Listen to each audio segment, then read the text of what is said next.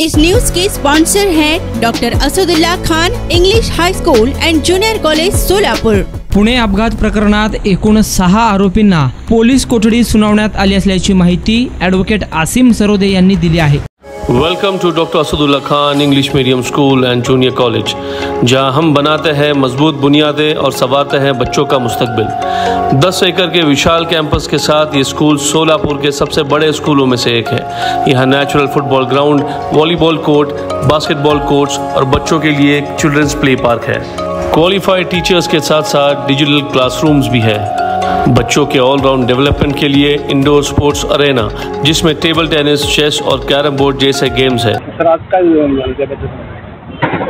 काय ही केस जी आहे ती सगळ्या पुणेकरांसाठीच नाही तर महाराष्ट्रातल्या सगळ्या लोकांसाठी एक महत्त्वाची केस ठरत आहे। कारण की याच्यामध्ये ज्या पद्धतीने रस्त्यावर बेदरकारपणे वाहन चालवून एका जुवेनाईल मुलाने, जो बालक आहे वयाने 18 वर्षाच्या आत आहे, त्यांनी अपघात केलेला आहे आणि अपघातामध्ये दोघा निष्पापांचे जीव गेलेले आहेत।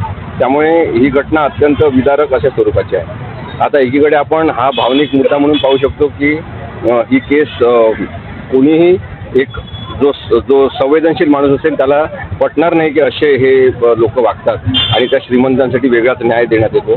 त्याचा आपल्याला राग येणं साहजिक आहे। परंतु वकील म्हणून, कोर्टाच्या प्रक्रिया म्हणून आपण याच्याकडे पाहिलं, जे कलम लावलेले आहेत त्याच्यानुसार जामीन द्यायचा की नाही असं ठरत असते। आज कोर्टामध्ये जेव्हा पोलिसांनी मागणी केली की यांना पोलीस कस्टडी रिमांड द्या, आम्हाला आणखी चौकशी करायची आहे, कारण की DCR जप्त केलेला आहे, घरचं CCTV फुटेज जप्त केलेलं आहे, त्यानंतर ड्रायव्हरला आज पुन्हा अरेस्ट केलेली आहे। या सगळ्यांचं इन्व्हेस्टिगेशन करायचं आहे। मोबाईल त्या मुलाच्या वडिलांचा म्हणजे विशाल अग्रवालचा जप्त केलेला आहे, त्याच्यामधला ॲनालिसिस करायचा आहे। आता या सगळ्या गोष्टींसाठी सगळ्या आरोपींना अटक करून ठेवायची काही आवश्यकता नाही असं कोर्टाचं म्हणणं पडलं, किंवा त्यांना जे सांगण्यात आलं बाकी आरोपीच्या वकिलांतर्फे, तेव्हा त्यांना हे म्हणणं पडलं की यांना सगळ्यांना अटकेत ठेवण्याची गरज आहे आणि त्यामुळे मॅजिस्ट्रियल कस्टडीमध्ये ठेवून त्यांचं इन्व्हेस्टिगेशन होऊ शकते आणि म्हणून त्यांना 7 तारखेपर्यंत MCR दिलेला आहे। आणि MCR झाला की त्याचा अर्थ हा सुद्धा आहे की आता उद्या ते जामीनचा अर्ज करतील आरोपीतर्फे आणि त्यांना काही दिवसात जामीनसुद्धा मिळेल।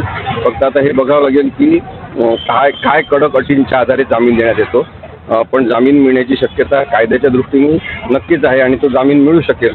त्यामुळे त्यांना जामीन मिळाला म्हणजे आता मग न्यायच मिळणार नाही, अन्याय होणार असं समजण्याची गरज नाही आहे। केस चांगल्या पद्धतीने चालली पाहिजे, आरोपींना शिक्षा झाली पाहिजे, यासाठी समाजाने कायद्याची प्रक्रिया आणि आपल्या भावना यांचा एकत्रित विचार करणं आवश्यक है। राइफल शूटिंग और आर्चरी की भी फैसिलिटीज तैयार की जा रही है।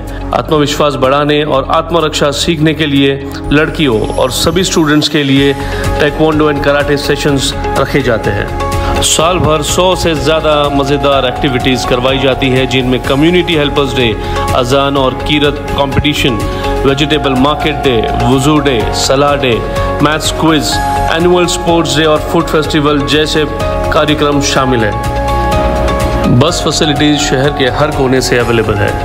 अपने बच्चे की ओवरऑल डेवलपमेंट और बेहतर फ्यूचर के लिए आज ही एनरोल कीजिए doctor Asadullah Khan English medium school and junior college में।